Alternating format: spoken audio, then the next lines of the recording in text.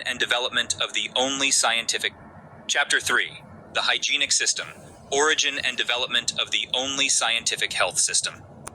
Having seen the deficiencies of medical science, we may start our search through drugless medicine with its irregular schools of healing. This takes us to chiropractic, osteopathy, naturopathy, Christian Science, physical medicine, and others. These are the best-known non-medical schools engaged in caring for the sick. They are indeed a source of competition for the hard-pressed medical profession. Our observations of these schools offer little hope for optimism. In virtually every case, we find failure rather than success. With rare exceptions, we see patients going steadily downhill in spite of the most extensive treatment. We find in osteopathy a system of massage and manipulation which treats only the endpoints of disease and thus fails to remove cause. Chiropractic has a similar basis, except that its manipulation is confined to the spine. The chiropractors have never bothered to explain why spinal subluxations exist in the absence of disease, and why disease is frequently present in the absence of these subluxations. They have never been able to correlate cause with effect, and the failures of their practice are to be expected in view of this fact. Naturopathy is also based upon drugless palliation. The naturopath has taken a few methods of treating symptoms from each of these other schools and combined them with electricity, artificial fever, colonic irrigation, and hydrotherapy, thus forming a system of therapeutic follies. Physical medicine is simply naturopathy under a new name with more reputable backing. Christian Science is a system of therapeutic abstractions which are based upon metaphysics rather than science. The health food industry, starting in the late 20s as an attempt to supply the public with unrefined foods, has evolved into a healing school, with its numerous lecturers and so-called diet experts giving advice on the care and treatment of virtually all well-known diseases. The cure-alls in this case are vitamins and mineral tablets, capsules, and concentrates, all proven failures as a means of establishing health or eradicating disease. In rare cases, perhaps in 1 to 2% of those in which it is employed, manipulative therapy, especially when applied to the spine, may be of some value. Barring this exception, we may reject the general field of drugless medicine as being ineffectual and impossible of being practical. It is merely added to the confusion which medicine started. It has acquired limited popularity only because the orthodox profession has failed. As a substitute for medicine, it is unacceptable, for it has simply replaced one form of symptom shooting with others. The underlying causes of disease are left intact. Indeed, they have not even been searched for. These things being true, the failures of drugless medicine should not surprise us. They should be expected. The picture is not as dark as it might seem, however. Fortunately, there exists a system which has been found very efficient as a means of overcoming disease, of restoring and maintaining health. It is distinguished from the schools of medicine, chiropractic, osteopathy, and other sects and systems in both theory and practice. It is concerned with removing the causes of disease, whereas others are content to treat the endpoints of disease. In this sense, it belongs in a class by itself. It is diametrically opposed to all other schools of healing. This unusual science of healing is known as the hygienic system. It was developed a little more than a century ago in the United States by Isaac Jennings, Maryland, Russell Thacker Trall, Maryland, and Sylvester Graham. These three men presented their new concepts of health and disease in a wide array of publications.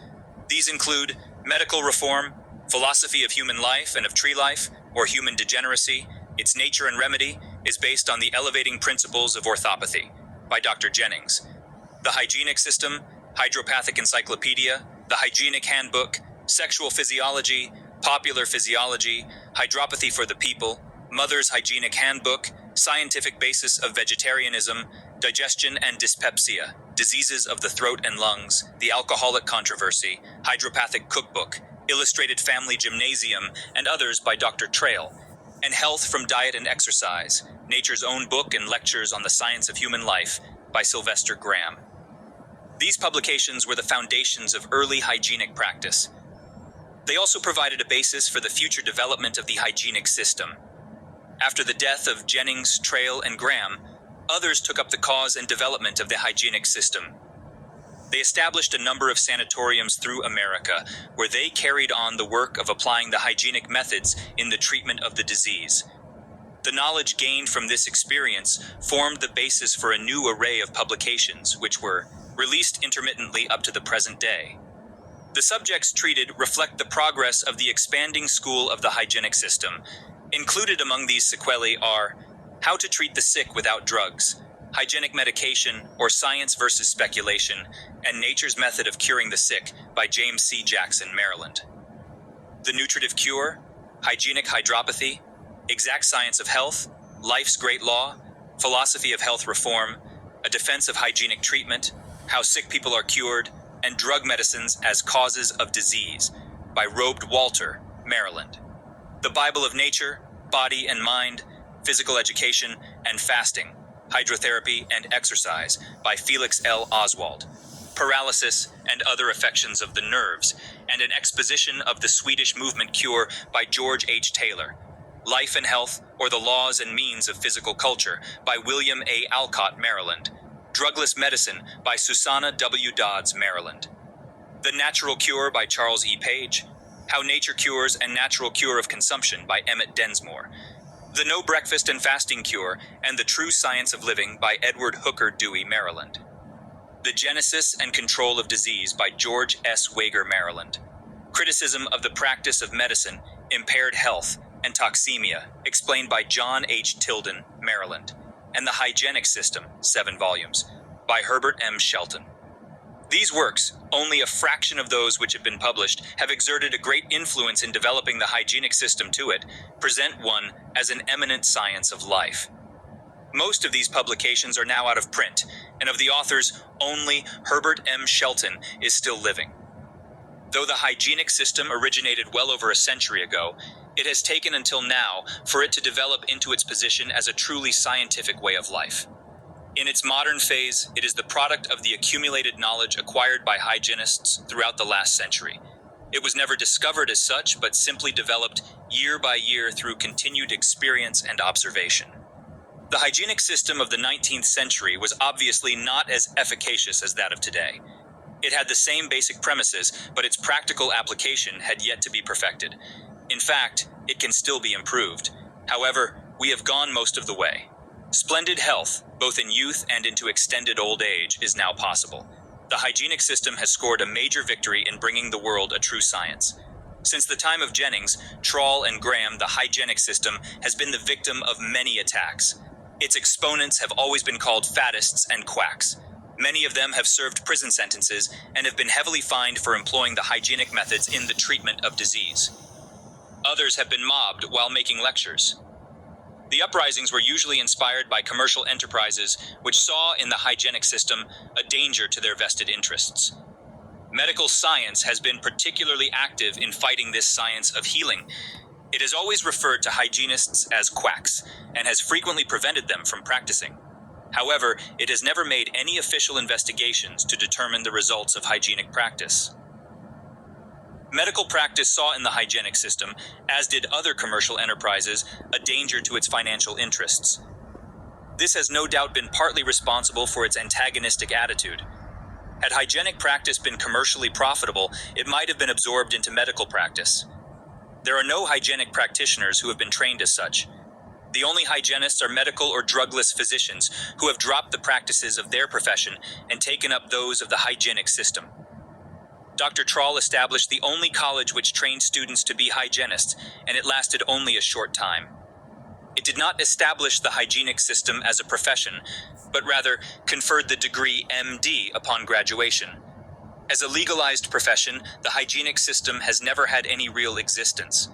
The hygienist has always had to practice under the guise of medicine, chiropractic, or some other healing art.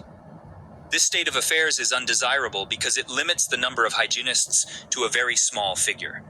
However, it does not prevent the majority of people from making a practical application of the hygienic system. This science of health differs from all others in the sense that its employment usually does not require professional supervision. Its simplicity and safety make it an effective tool in the hands of the layman. A professional status would be valuable chiefly for research and educational purposes. Once the knowledge of the hygienic system became widespread, it would, with rare exceptions, be self-applied. The present need for a large number of professional hygienists would then disappear. The profession would remain, but only on a very small scale. The hygienic system exerts no more influence today than it did a century ago. In fact, its present position is that of near oblivion. This is no reflection on its value, however. The reaction time of important discoveries often extends into hundreds of years. Custom and tradition are too strong to permit the immediate practical application of the hygienic system on a nationwide scale. Even an investigation at the present time is too much to hope for. The hygienic literature of the last century, only a part of which has been mentioned here, is not the last word in science. It is not entirely free from the preconceived judgment which has contaminated the greater portion of all preserved writings. This is freely admitted. Nevertheless, if we take from this literature only the facts which are based upon experiment, experience, and observation, and combine these with the knowledge coming from other sources, we will possess a health science of unquestioned value. We may then have the hygienic system in its pure, unstained form, free from the eternal truths of philosophic reasoning, and based on the proven facts of modern science. It is the purpose on the following pages to describe in detail all the phases of the hygienic system. These are described in their logical order, which, if followed, permit the most thorough understanding. The hygienic system, as hereinafter described, is not just another healing art. It is the only true science of healing, the only hope the sick may have. Chapter 4.